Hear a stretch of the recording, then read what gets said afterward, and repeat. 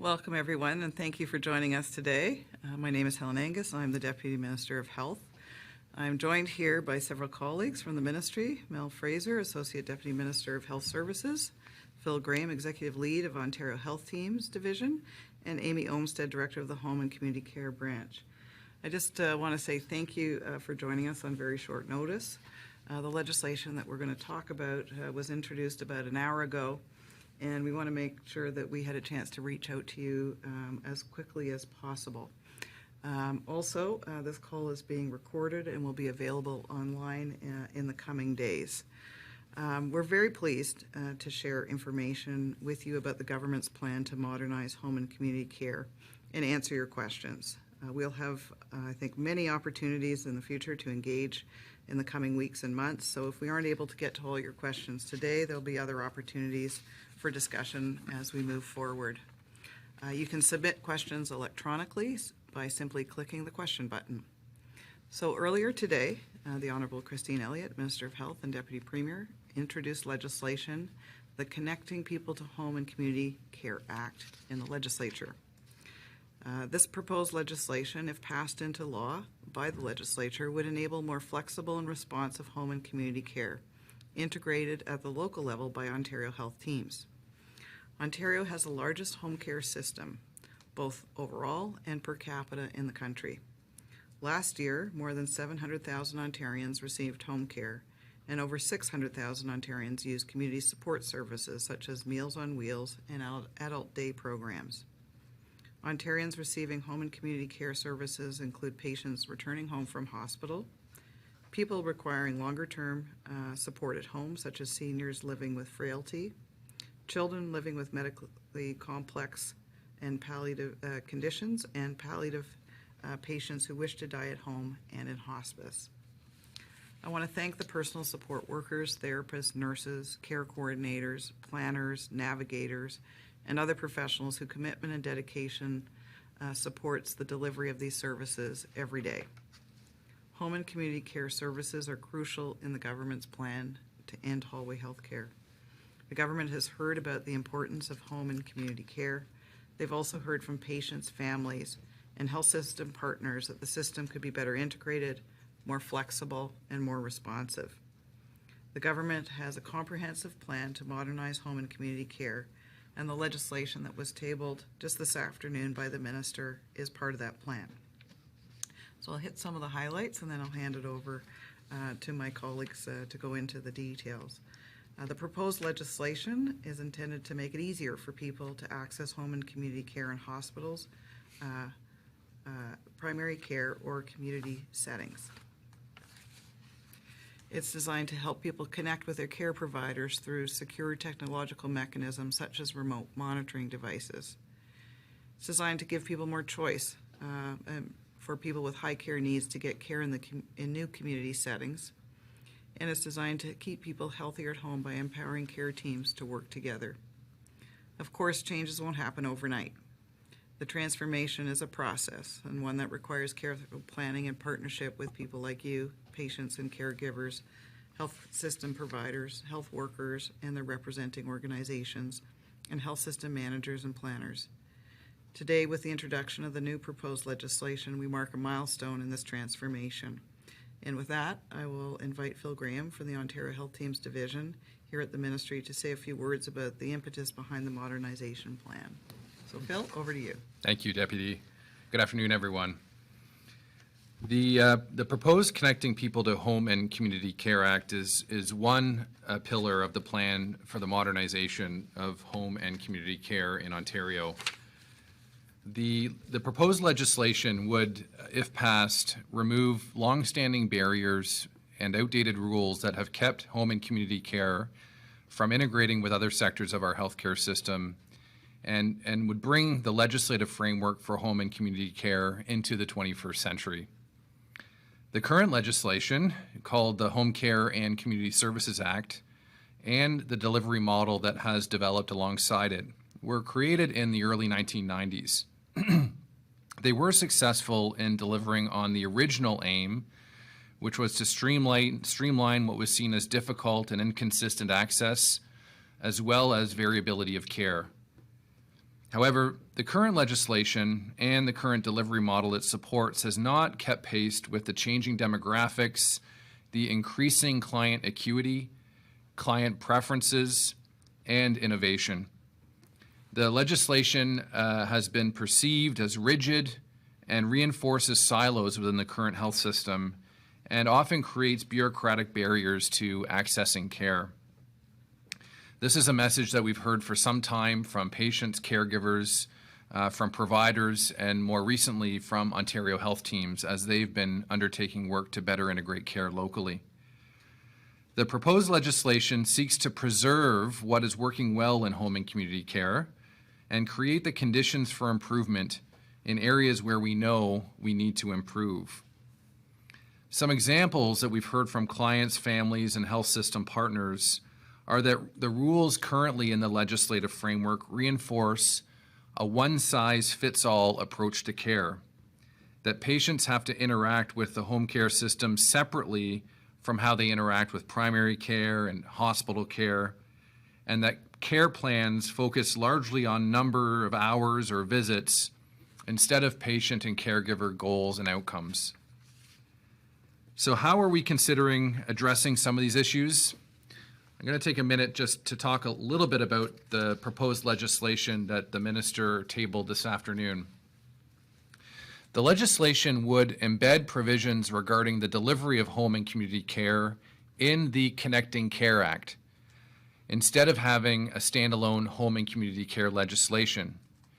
Many of you may have participated in a telephone town hall, as we're doing today, when the Connecting Care Act was introduced last year. And this integrating home and community care as part of that legislative vehicle would recognize home and community care as a vital part of an integrated healthcare system. The proposed legislation, if passed, would remove several restrictions on the model of delivery that we've heard from patients, caregivers, providers, and Ontario health teams that are quite constraining in terms of moving this sector closer to where patients routinely access their health care. It would make it possible for care coordination functions to be provided at various points of care within the healthcare system, supporting care decisions to be made closer to the patient. This would also reduce duplication and some inefficiencies in the care coordination process. The legislation, if passed, would also allow more flexibility in care planning, allowing quicker updates to care plans to respond to patients' needs, and removing the requirement for patients to have multiple care plans and multiple assessments from the LHIN, from service providers, and others to move towards one plan of care centered on goals and objectives for patients and caregivers. The legislation, if passed, would also add an oversight model for residential congregate care.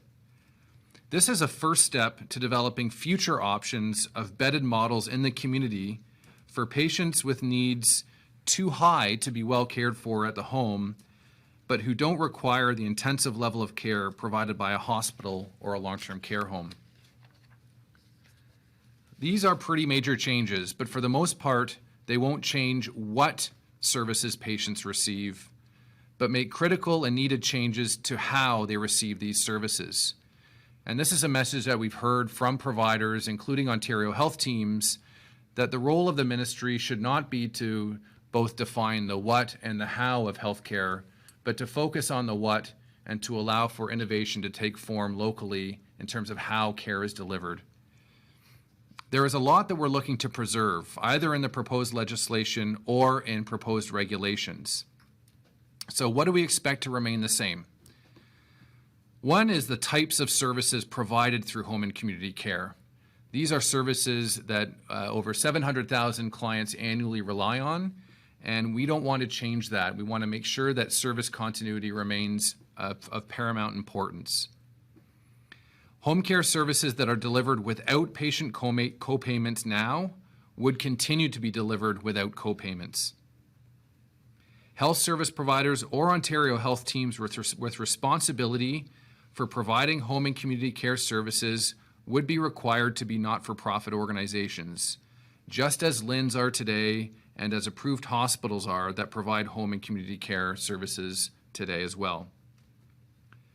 The legislation, if passed, would not specify the service model, but we expect that home care services would continue to be primarily a contracted model with both for-profit and nonprofit organizations delivering home care.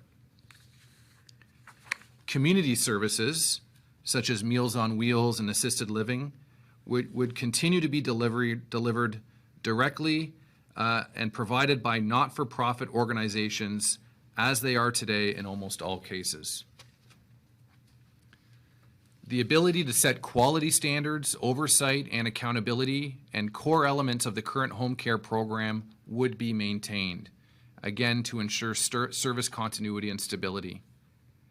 A patient bill of rights and a complaints process for home care to be included in regulation would also continue to provide a clear process for patients for resolving issues that they do experience. Patients would continue to have the right to appeal to the Health Services Appeal and Review Board regarding eligibility, type, amount, and termination of home care services. As well, patients would continue to have access to the patient ombudsman as they do today. While the legislation is being considered by the legislature, the ministry is also posting summaries of proposed regulations related to home and community care. This will be, or actually is, on the government's regulatory registry.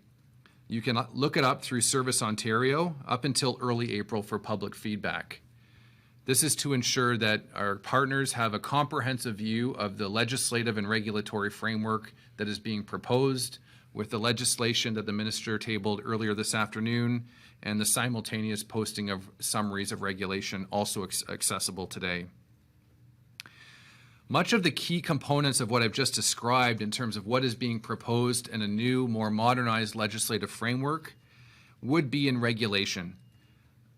And this would ensure a strong but flexible framework going forward. A small but important part of the proposed legislation is around the name of Ontario Health Teams.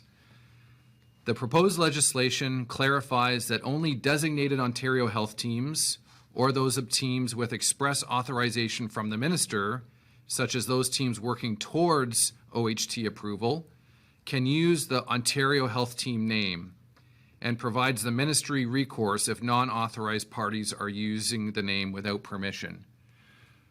The Ontario Health Team brand has become quite recognizable in Ontario, and this provision, if passed, would ensure that that name can be protected and used only for its designated purposes. We are also proposing to replace the term Integrated Care Delivery System, which is currently the legal term for Ontario Health Teams embedded in the Connecting Care Act, with the term Ontario Health Teams. This is really simply to address any potential confusion arising from the use of different terms, but does not in any way change the status of the 24 approved teams, nor those working towards becoming approved teams. The ministry will continue to work with all Ontario Health Teams and others on their readiness pathway as they continue to work towards achieving approval. Another topic I wanted to touch on, which is not related to the legislation, or not part of the legislation rather, but is a critical part of the government's plan for home and community care over the next few years, is the Local Health Integration Networks, or LHINs. We recognize that the next few years will be a time of transition, and we are trying to strike a balance between enabling innovation while at the same time preserving stability and maintaining uninterrupted access to care.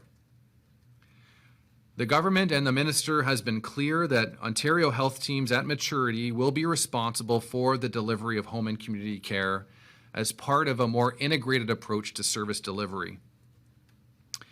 In the interim, while these teams are being established, the existing 14 LHIN corporations will be maintained.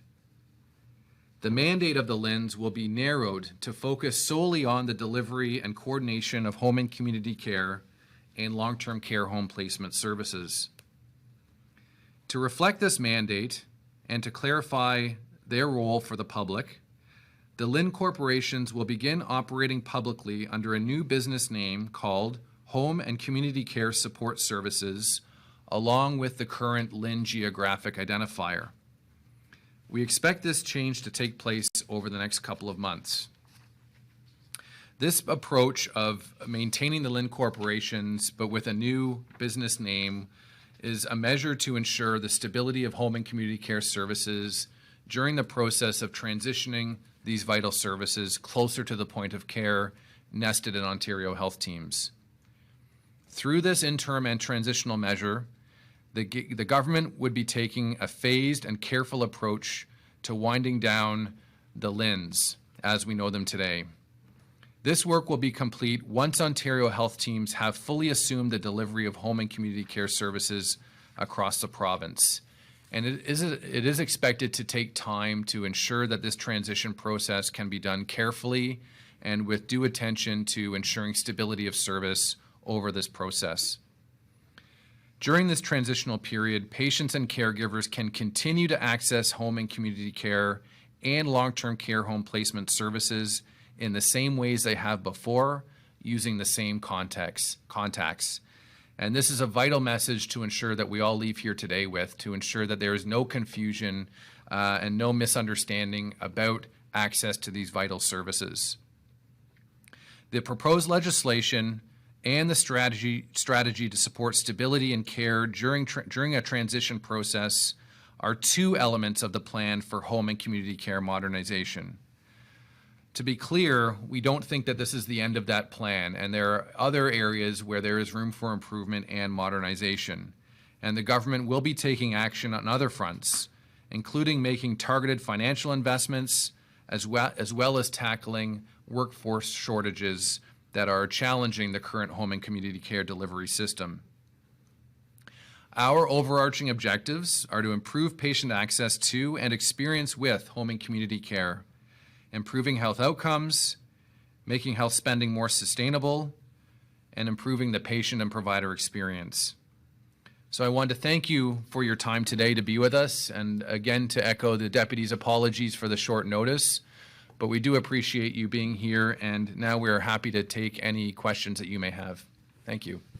Okay, so the first question that came in is that you mentioned a few times that protecting patient care is your top priority. But how will the ministry ensure care is not interrupted and services are lost? Is there a transition plan in place? Can we get more information? Thank you for the question. I think I'll start off by, and at risk of repeating, is talking a little bit more about maintaining the LHIN structures that are in place as we work to transition home and community care into Ontario health teams. This has been a deliberate decision for the sole purpose of maintaining service stability.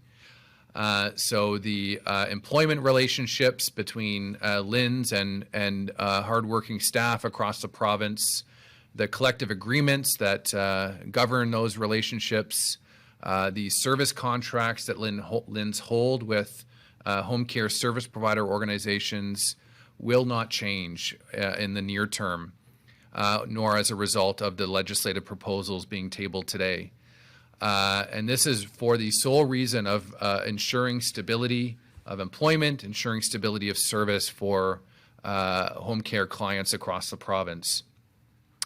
Over time, yes, we will see a gradual and phased transition with home and community care being nested closer to the point of care within Ontario health teams. And a lot of work has to be done with LHINs and under their new business name, with frontline service providers, with Ontario health teams, with patients and caregivers to make sure that transition can happen as smoothly as possible.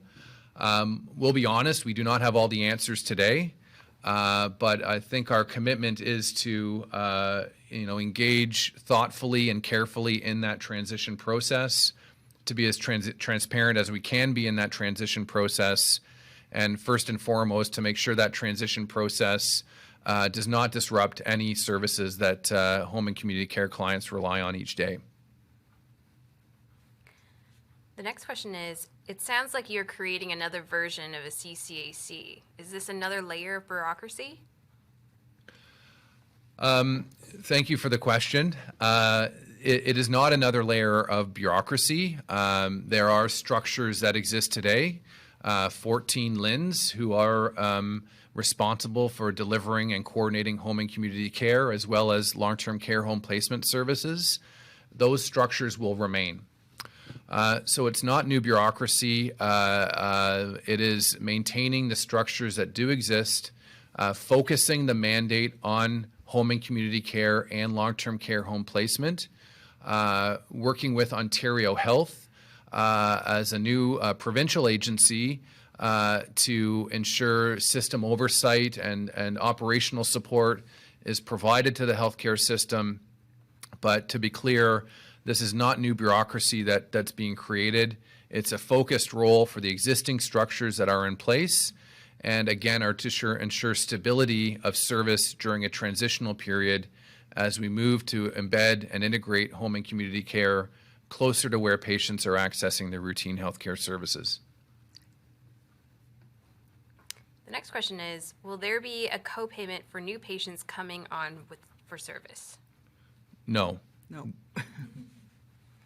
It's an important question, and I'm actually glad it's asked because, again, to ensure a clear message from all of us to patients and families who are relying on these services, the proposed legislation does not introduce any changes to existing co-payment mechanisms, which for home care means no co-payments, and for community support services, some co-payments, but no change to where that may exist.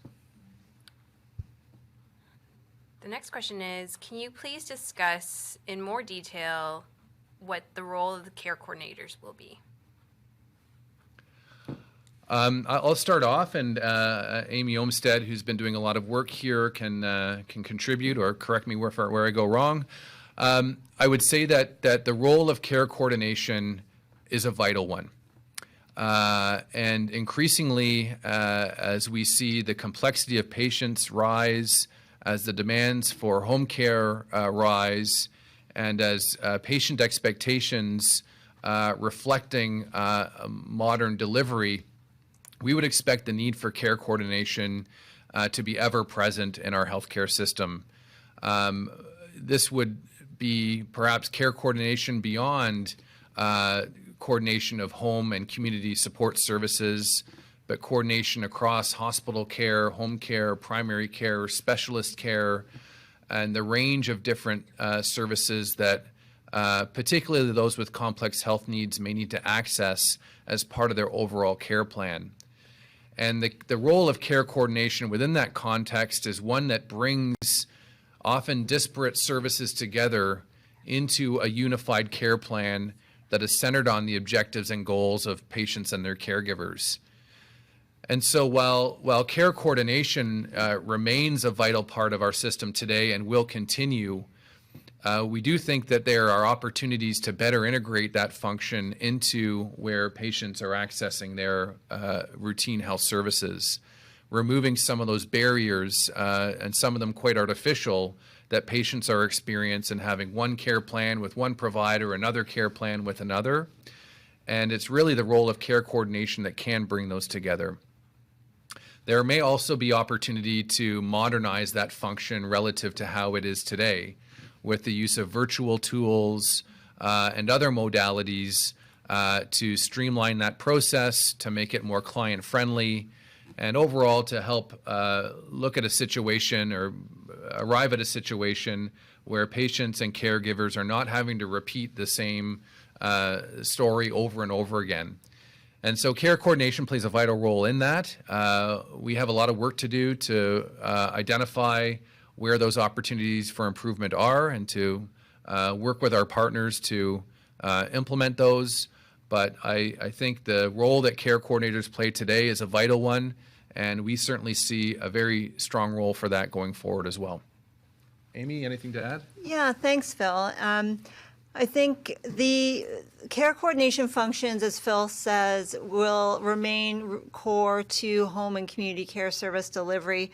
Those functions include intake, eligibility assessment, needs assessment, care planning, care allocation, arranging care, oversight of care, and updating assessments and care plans as needed. Those are all core functions that are very important to any type of care anywhere in the system, and certainly for home and community care. We also know that LHIN care coordinators do have additional functions related to arranging for the Ontario Drug Benefit, supplies and equipment, managing issues on the ground with service as well, and addressing complaints.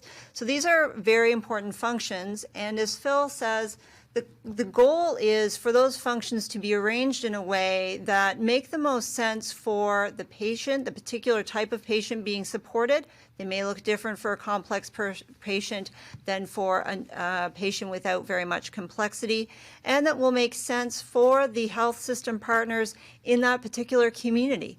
So how those functions are arranged will vary. The legislation will not mandate a particular model of how those functions should be performed. We want OHTs and other partners to test new models, to evaluate those models, have shared learnings about what practices work well and what don't work well, so that as a system, we can better meet the needs of patients in a way that is efficient and effective, transparent and understandable for those patients and caregivers, and best supports that integration and connectedness for patients and also for the care providers on that team. The next question is, will the function of long-term care placement also be moving to OHTs eventually, or will that be centralized? Example, one waitlist. Yeah, so I think we're looking forward, it's Helen, to working with our colleagues in the Ministry of Long-Term Care to get their thoughts on how the long-term care placement function would be, I guess, best delivered in an OHT model. We know that many people want to move to be closer to their children, when they're looking for long-term care, and may not, want to stay within a particular OHT, and we want to make sure that people have access to the full range of long-term care options. And so we want to make that easy for them to do that. So I'm sure that, that's a design feature that I think we've got some work to do, and certainly look forward to, thoughts and ideas from the sector and from patients and families. And as I said, we'll be looking to our colleagues in the Ministry of Long-Term Care to give us some guidance on that, and I'm sure they'll be working on that with you. The next question and comment. Bravo on the new legislation. How will the proposed changes impact community support services? Great, thank you. It's Amy Olmstead speaking. The range of community support services would be proposed to remain essentially the same, with delivered by the same types of partners in communities that we have today. As with home care, the goal would be over time to better integrate those services into the broader system, and that would be done through Ontario health teams, and more closely facilitating those relationships and partnerships. We know that community support services are caring for people with surprising complexity, and that for those clients in particular, though, that integration of care is really, really important, and that's what we hope the legislation will facilitate. The next question is, what do you foresee as the role of service provider organizations in the context of OHTs? Thank you for the question. It's Phil speaking. So for everyone's benefit, service provider organizations play a very important role in home care delivery, often operating under contractual arrangements with the LHINs, personal support workers, nursing therapies, and other supports being delivered in the home is a key role that service provider organizations currently play. And we see that role very much continuing within the Ontario Health Team context. Where we see potential changes, again, is not so much in the what, but in the how. We may see somewhat different arrangements emerge across the province to make sure that those relationships with service provider organizations and those services being delivered very much adapt and respond to local circumstance and local context. within a frame of general consistency, so that patients in Kenora can expect, at a minimum, a similar level and type of service to those in Ottawa, Toronto, or London. And so we don't see necessarily drastic changes in terms of those relationships with service provider organizations and the roles that they play. We've heard a lot of feedback from Ontario health teams in particular around the need to perhaps take a look at those contracts to make sure that they are aligning with the outcomes that we are seeking to achieve around, better efficiency, better outcomes, better patient and provider experience. But I think, as with the role of care coordination at the present time, we have a strong desire to ensure stability of service for the work that service provider organizations do.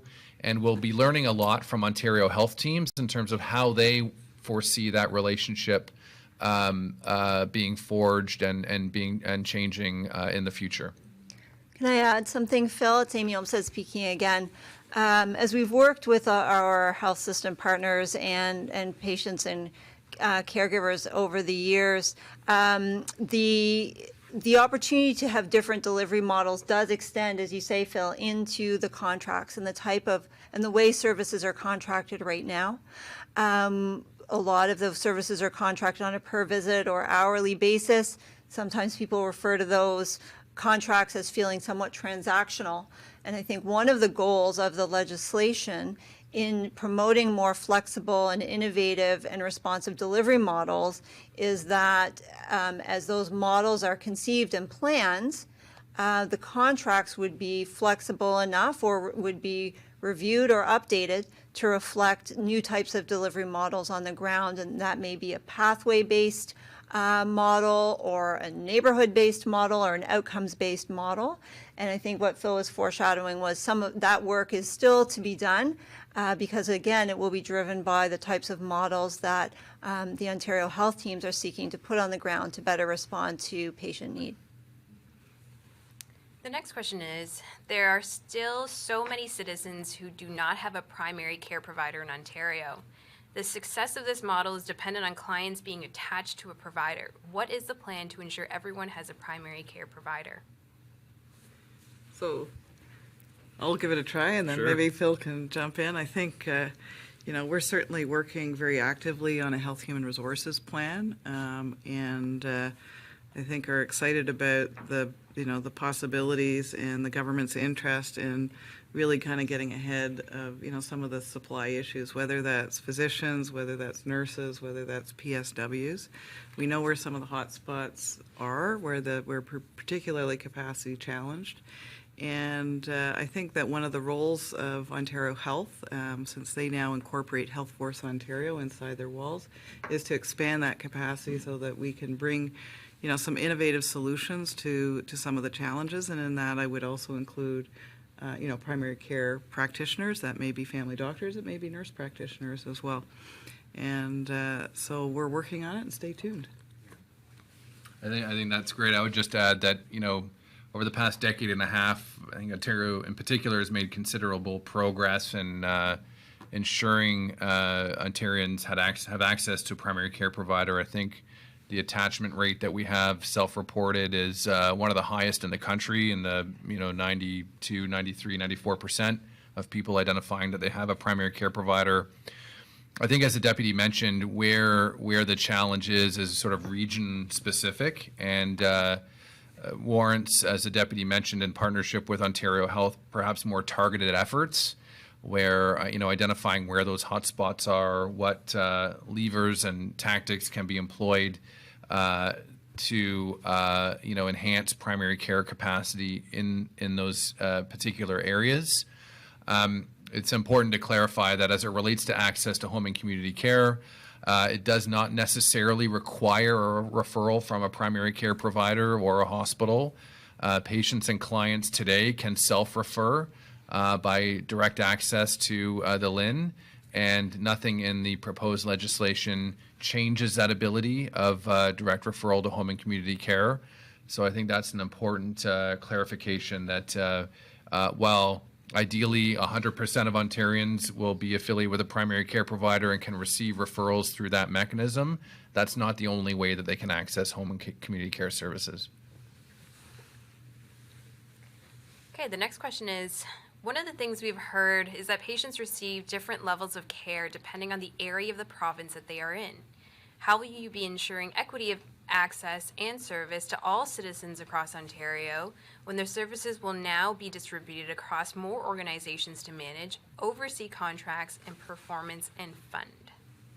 Thank you for that question. It gives us the opportunity to reflect on the importance of equity of access to care in the home and community care world. We know that some of the care allocation opportunities that are made today are reflective of a history of perhaps funding levels in particular parts of the province. We also know that we don't have as much data about home and community care services as we do about other parts of the health system.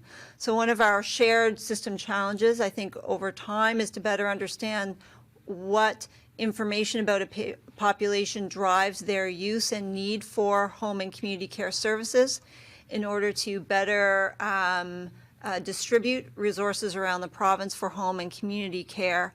And that will be one of our shared challenges as we look at Ontario health teams more broadly as well, and their use of their funding to best support their population. In the short term, we will be working with our current LIN partners in home and community care as well as Ontario health teams to find the right balance between promoting equity of access and equity of outcomes through guidelines with respect to service allocation, for example, best practices, continuing to review those guidelines of care and what impact it has on outcomes. So that will be an important consideration as we move ahead. We know that some parts of Ontario health teams may not be as familiar with home care as others, and what are the supports that we can put in place to help them in their care decision making will be very, very important. There may also be additional role for Ontario Health and the ministry as we look at that issue of consistency in the years ahead. So it's something we're very open to continue to look at, engage with our partners on, because of the importance that we place on the consistency of, on the equity of access, and sometimes that's measured through consistency of care as well. The next question is, during the transition period, will the NRI CHA assessment continue to be the standard required tool for assessment/care planning? It's Amy again. The suite of assessment tools that is used in home and community care in Ontario is a leading suite of assessment tools around the world. It's one that's very, very commonly used in Canada, and it's a very effective tool that's constantly being updated by the practitioners and the developers at the University of Waterloo and others. It's also a tool that's not widely understood and can be used more effectively in some cases than it is right now. There are a range of tools. Some of them are short, some of them are longer, and their use can certainly be better tailored to the needs of home care clients based on their individual circumstances. We also know that there may be some clients who are receiving home care who don't need very much of an assessment at all because their home care need is driven by an acute episode or medical need that really will dictate their care plan in the home. However, the advantages of having a common assessment tool that everyone uses really speaks to the earlier question around equity of care and how are we measuring equity of access and equity of outcomes. The data available in the RIE tool for an individual care planner and for system planners, both locally and provincially, is extremely valuable. The ministry uses that data for our planning purposes as well as to meet reporting obligations to the federal government, who is, of course, a contributor to our funding for home and community care specifically, as well as more broadly in the health system. So certainly we are looking carefully at the importance of having a common assessment tool. We know that some OHTs have proposed alternative tools. I think that's in quite a small number, or are asking when it is most important to use the tools and when they can be used most effectively. And those are certainly conversations we're engaged in. Okay, the next question is, how do you plan to address the PSW recruitment and retention issue? I'll just maybe start off. Thank you for that question. As we noted in our remarks that the proposed legislative changes that the minister introduced today are one pillar of a variety of different improvement opportunities that are being pursued. We're under no illusion that proposing legislation, regardless of how important that is going to address some of the chronic plan with our partners at Ontario Health and with other partners to look at health human resources shortages on a more comprehensive way. Obviously, personal support workers is a leading example of where we can probably do better as a province in making sure that we can improve recruitment and retention rates. And there are tactics such as a model that we're calling client-partnered scheduling, which is a mechanism which provides for a more welcoming and sustainable work environment for personal support workers. This idea that the way that that work is scheduled, rather than being 1 hour in the morning and an hour in the afternoon, really bringing that scheduling to a model that can actually create a more predictable work regime for personal support workers. That in and of itself is unlikely as a standalone to address all the shortages, but as an example of one model that we are pursuing in partnership with the LHINs to make the work environment more attractive for personal support workers. But there's a lot of work to do because the problem requires a pretty multi-dimensional solution. As with all of our work, there are different people have different preferences, and we want to make sure that we're looking at the full range of options to address broad health human resources issues with likely a priority on the personal support worker challenges that we're seeing. Okay, we only have time for one more question, so this will be the last question. What about the communities that do not have an OHT right now? Should people be concerned about their health care? Absolutely not. I will just say that there is a constant intake and assessment process of being able to hear from new and upcoming Ontario Health teams of how they want to transform care in their local communities. Those dates and the process through which that intake and assessment is done are typically available and have been available through connected care updates, like the one that you've received today. And as we've been clear about, our goal is provincial coverage.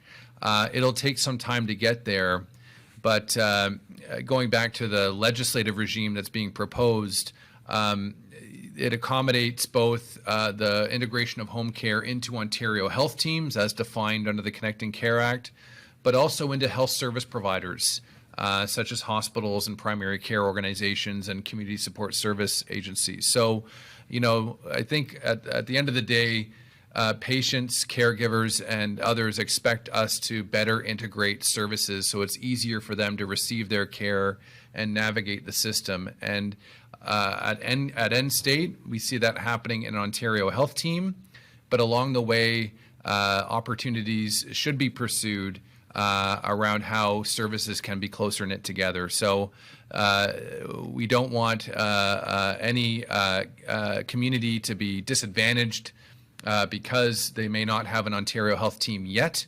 There's a process to ensure that you could be considered for that on an ongoing basis.